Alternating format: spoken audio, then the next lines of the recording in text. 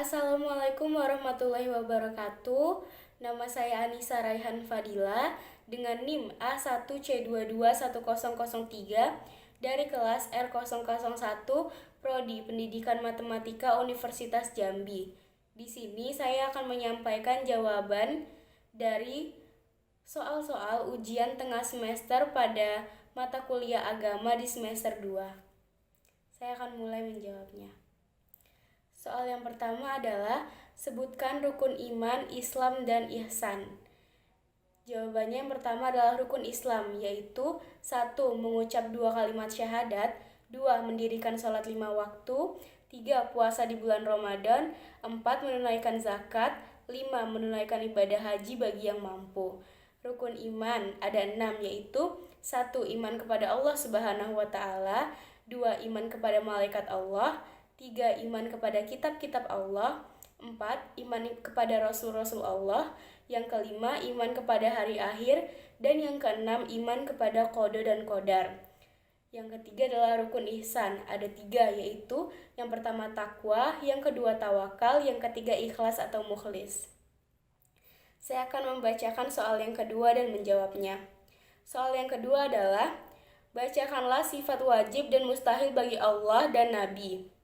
Sifat wajib bagi Allah: wujud, qidam, baqa, mukhalafatul hawadisi, qiyamuhu binafsihi, wahdaniyat, kudrat, iradat, ilmu, hayat, sama, basar, kalam, qadiran, muridan, aliman, hayan, sami'an, basiran, mutakaliman. Allah, Allah, Allah.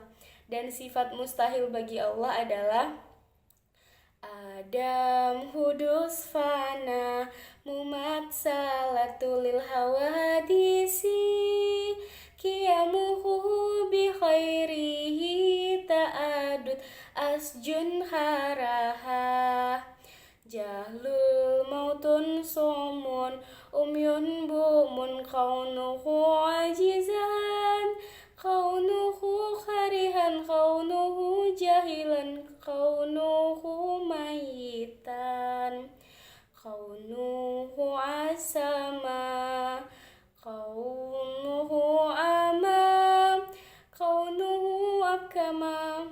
Dan yang terakhir adalah sifat wajib Rasul atau Nabi. Yang pertama adalah asyidik, yang kedua al-amanah, yang ketiga at-tabligh, yang keempat al-fatonah.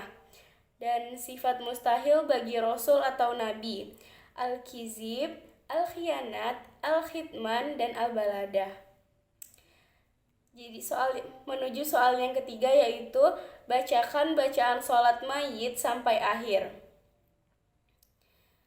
Niatnya adalah usolli ala hazihil mayyitati arba'a takbirati fardal kifayati ma'muman lillahi ta'ala. Takbir. Lalu pertama membacakan Al-Fatihah. Allahu Akbar. Bismillahirrahmanirrahim. Alhamdulillahirabbil alamin. Ar-Rahmanirrahim. Maliki yaumiddin. Iyyaka na'budu wa iyyaka nasta'in. Ihdinas syiratal mustaqim, siratal ladzina an'amta 'alaihim ghairil maghdubi 'alaihim waladdallin. Amin. Lalu takbir lagi, lalu membaca shalawat Nabi. Allahu Akbar. Allahumma sholli ala Muhammad wa ala ali Muhammad, kama sholaita ala Ibrahim wa ala ali Ibrahim, innaka hamidum majid. Allahumma barik ala Muhammad wa ala ali Muhammad, kama barakta ala Ibrahim wa ala ali Ibrahim, innaka hamidum majid. Lalu yang keempat adalah takbir ketiga dan doa jenazah.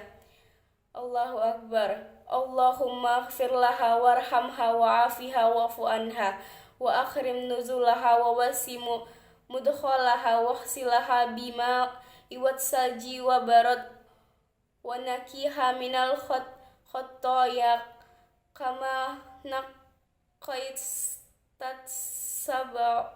saubal abiyadha minad danas wa abdilha daran khairan min dariha wa ahlan khairan min ahliha wa zawjan khairan min zawjiha wa adkhilhal jannata wa a'idzaha min adzabin qabri au min azabin na'ar. Lalu yang keempat adalah takbir dan Allahu Akbar. Allahumma la tahrimna ajroha wa la taftinna ba'daha waghfir lana walaha. Yang terakhir adalah salam. Assalamualaikum warahmatullahi wabarakatuh. Assalamualaikum warahmatullahi wabarakatuh. Soal yang keempat, jelaskan apa itu akidah Ahlul Sunnah wal Jamaah. Jadi akidah Ahlul Sunnah wal Jamaah ini menekankan bahwa pilar utama keimanan manusia adalah tauhid, yaitu sebuah keyakinan yang teguh dan murni yang ada dalam hati setiap muslim bahwa Allah lah yang menciptakan, memelihara, dan mematikan kehidupan semesta alam. Allah itu esa, tidak terbilang dan tidak memiliki sekutu. Pilar yang kedua adalah nabuwat, yaitu dengan meyakini bahwa Allah telah menurunkan wahyu kepada para nabi dan rasul sebagai utusannya. Sebuah wahyu yang dijadikan petunjuk dan juga acuan umat manusia dalam menjalani kehidupan menuju jalan kebahagiaan dunia dan akhirat, serta jalan yang sudah diridhoi oleh Allah Subhanahu wa Ta'ala. Dalam doktrin nabuat ini, umat manusia harus meyakini dengan sepenuhnya bahwa Nabi Muhammad SAW adalah utusan Allah Subhanahu wa Ta'ala yang membaca risalah atau wahyu untuk umat manusia. Ia adalah rasul terakhir yang harus diikuti oleh setiap manusia. Pilar yang ketiga adalah al-ma'ad, sebuah keyakinan bahwa nantinya manusia akan dibangkitkan dari kubur pada hari kiamat. Dan setiap manusia akan mendapat imbalan sesuai amal dan perbuatannya, yaumul jaza. Dan mereka semua akan dihitung atau dihisab seluruh amal perbuatan mereka selama hidup di dunia. Mereka yang beramal baik akan masuk surga dan mereka yang banyak beramal buruk akan masuk neraka. Lalu menuju soal yang kelima adalah jelaskan apa hubungan Islam dan ilmu pengetahuan. Jawaban saya adalah Islam memandang ilmu pengetahuan sebagai sesuatu hal yang penting. Dalam mempelajari Al-Quran saja, kita patut memiliki ilmu pengetahuan. Jadi kebenaran hanya bisa dicapai dengan ilmu pengetahuan. Bahkan di dalam Al-Quran, banyak yang menganjurkan umat Islam untuk berpikir. Berpikir ini sangat erat hubungannya dengan ilmu pengetahuan. Bagaimana kita bisa membuktikan suatu kebenaran dengan menghubungkan ilmu pengetahuan dengan berpikir?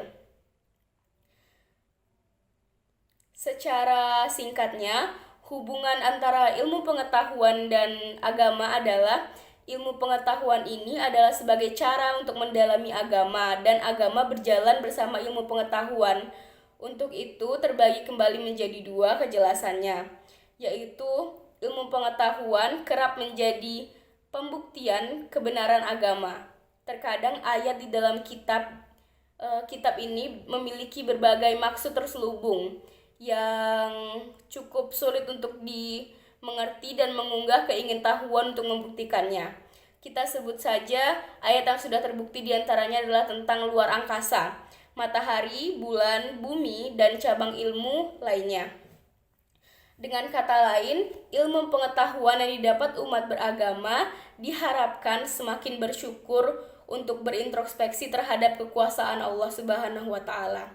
Yang kedua, ilmu pengetahuan dan agama adalah sebuah sinergi ilmu pengetahuan sebagai sarana untuk memperindah akal dan pikiran. Sedangkan agama sendiri adalah sarana untuk memperindah karakter dan kepribadian seseorang. Dengan menyikapi ilmu pengetahuan dengan agama secara selaras akan menghasilkan suatu sinergi yang baik. Contohnya kita dapat memanfaatkan hasil dari ilmu pengetahuan ini untuk kegiatan yang baik dan bermanfaat bagi sesama. Sekian jawaban saya untuk soal-soal UTS ini. Saya tutup dengan wassalamualaikum warahmatullahi wabarakatuh. Mohon maaf jika saya banyak menyampaikan kesalahan dalam berbicara. Terima kasih.